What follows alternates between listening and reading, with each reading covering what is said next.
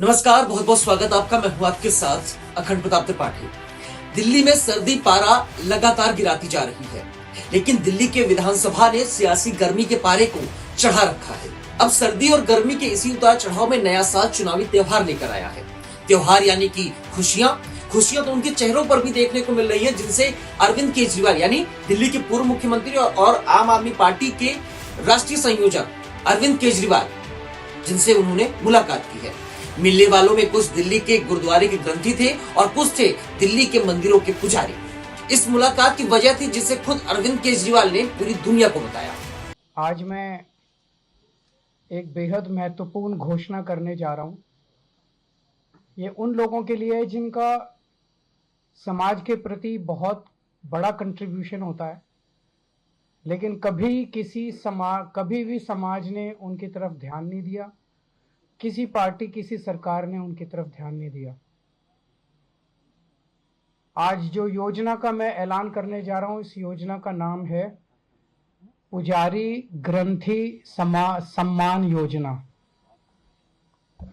इस योजना के तहत मंदिरों में भगवान की पूजा करने वाले लोगों को पूजा करवाने वाले पुजारियों को और गुरुद्वारे में ग्रंथियों को हर महीने सम्मान राशि देने का प्रावधान है। आज इस योजना के जरिए इसे मैं वेतन या तनख्वाह नहीं कहूंगा, एक तरह से इनका सम्मान करने के लिए इसकी घोषणा कर रहे हैं कि लगभग 18,000 रुपये महीना इनको सम्मान राशि दी जाएगी हमारी सरकार बनने पर। अब पुजारी ग्रंथी सम्मान योजना के तहत साल के अंतिम दिन यानी 31 दिसंबर से इसके रजिस्ट्रेशन शुरू हो चुके हैं। इसलिए पुजारियों ने पहले पूर्व मुख्यमंत्री के आवास के बाहर मंत्रोच्चारण किया और फिर उन्हें विजय का वरदान दिया।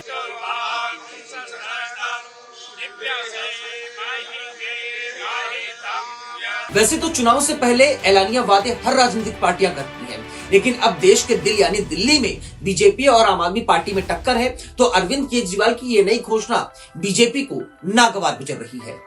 वैसे यहाँ आपको ये जानना जरूरी है कि पुजारियों, मौलवियों और ग्रंथियों को अलग अलग प्रदेश में क्या क्या सुविधाएं और सम्मान योजनाएं दी जा रही हैं। हमारे देश में करीब 9 लाख मंदिर है, 4 लाख मंदिर सरकार के अधीन है, तो वहीं 15 राज्यों में मंदिर मठों पर नियंत्रण के कानून है। ये तो हो गई वो संवैधानिक बात जिसका उल्लंघन देश के 15 राज्य लगातार कर रहे हैं। सियासत में आंकड़े कभी झूठ नहीं बोलते हैं, बस परिस्थितियों के हिसाब से ये आंकड़े ढल जाते हैं। इसलिए दिल्ली की उस बीजेपी को आंध्र प्रदेश की ओर भी आंखें खोलकर देखना चाहिए, जहां चंद्रबाबू नायडू की सरकार है और वो चंद्रबाबू नायडू केंद्र की सरकार यानी मोदी सरकार यानी एनडीए सरकार के हिस्सेदार भी है। चंद्रबाबू नायडू का मंदिर मस्जिद वाला सियासी दांव क्या है वो आपको बताते हैं। हर मंदिर को 10 लाख रुपए देने का ऐलान किया गया है। पुजारियों को हर महीने 15,000 रुपए सैलरी देने का ऐलान किया गया है। पुजारियों की सैलरी में 50% वृद्धि की घोषणा की गई है। मंदिर में काम करने वाले नाई को 25,000 रुपए मासिक भत्ता देने का ऐलान किया गया है। वेद पाठ करने वाले युवाओं को 3,000 रुपए मासिक भत्ता देने का ऐलान किया गया है। दिल्ली बीजेपी के लिए ये आंकड़े इसलिए भी देखने जरूरी है क्योंकि आंध्र प्रदेश में बीजेपी सरकार में शामिल है, तो वो ही सरकार जो मंदिर में पुजारी, नाई और वेद पाठी को मासिक भत्ते दे रही है। लेकिन दिल्ली में उसी बीजेपी को यह योजना आंख की किरकिरी लग रही है। अब इसकी वजह क्या है ये भी जान लीजिए। पुजारी ग्रंथी सम्मान योजना का सियासी समीकरण आखिर है क्या, वो आपको बताते हैं। दिल्ली में 982 गुरुद्वारे हैं, दिल्ली में 29,680 मंदिर है, 14,780 पंजीकृत मंदिर है और 1,47,000 पुजारी है। पहले तो बीजेपी लगातार वोटर लिस्ट में लोचा करके पूर्व सांसद, विधायक के घरों पर महिलाओं को बुलाकर पैसे बांटने का खेल करना चाह रही थी, लेकिन वही बीजेपी जानती है कि अगर दिल्ली में ये पुजारी और ग्रंथी समुदाय भी आम आदमी पार्टी से जुड़ गया तो दिल्ली में जो बीजेपी की बची कुची जमीन है वो भी खत्म हो जाएगी। लेकिन पुजारी और ग्रंथी कह रहे हैं कि अरविंद केजरीवाल की ये योजना सम्मान की योजना है।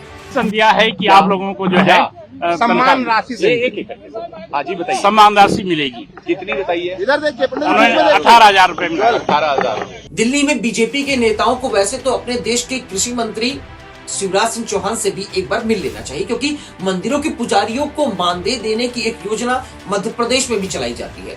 2023 में ब्राह्मण महाकुंभ के दौरान शिवराज सिंह चौहान ने इस बात का ऐलान किया था। अब ये योजना क्या है, इसके बारे में आपको बताते हैं। दरअसल मध्य प्रदेश सरकार ने ऐलान किया था कि राज्य में पुजारियों को 5,000 रुपए प्रति माह मानदेय दिया जाएगा। कृषि भूमि वाले पुजारियों को 3,000 रुपए महीना मानदेय दिया जाएगा। मंदिर की जमीन कलेक्टर द्वारा नीलाम नहीं की जा सकती है। पुजारियों को 1 साल के लिए जमीन लीज पर मिलेगी। वैसे तो दिल्ली बीजेपी के दफ्तर से ये देश के कृषि मंत्रालय का रास्ता ज्यादा दूर का नहीं है। अब अगर शायद ये रास्ता वीरेंद्र सचदेवा अपने लाव लश्कर के साथ तय कर ले तो शायद उनकी आंखों से जो सियासी चश्मा है वो हट जाएगा। अब दिल्ली में प्रवेश वर्मा की नोटकांड की तस्वीरें सामने आई तो बीजेपी ने कहा कि अभी तो चुनाव की तारीखों का ऐलान तक नहीं हुआ है साहब, आचार संहिता नहीं लगी है, इसलिए पैसों की मदद करना कोई गलत नहीं है। लेकिन वही बीजेपी अब ये कह रही है कि अरविंद केजरीवाल की यह सम्मान योजना गलत है। तो महोदय, चुनाव आयोग ने दिल्ली चुनाव की तारीखों का ऐलान तो अभी तक नहीं किया है। ये सारे ऐलान सरकार बनने के बाद के हैं। खैर, दिल्ली की सर्दी और दिल्ली के चुनाव का शोर हर बार की तरह जम तो जरूर रहा है। अभी कितना जमेगा ये आने वाला वक्त बताएगा, और इस पर जो कुछ भी अपडेट होगा हम आपके सामने लेकर आते रहेंगे। अगर ये वीडियो आपको पसंद आया हो तो प्लीज इस वीडियो को लाइक कीजिएगा, चैनल को सब्सक्राइब नहीं किया तो प्लीज सब्सक्राइब कीजिएगा, और इस वीडियो को शेयर जरूर कीजिएगा, और अपने विचार जो है कमेंट बॉक्स में जरूर बताइएगा। बहुत बहुत शुक्रिया, बहुत बहुत शुक्रिया, बहुत बहुत शुक्रिया।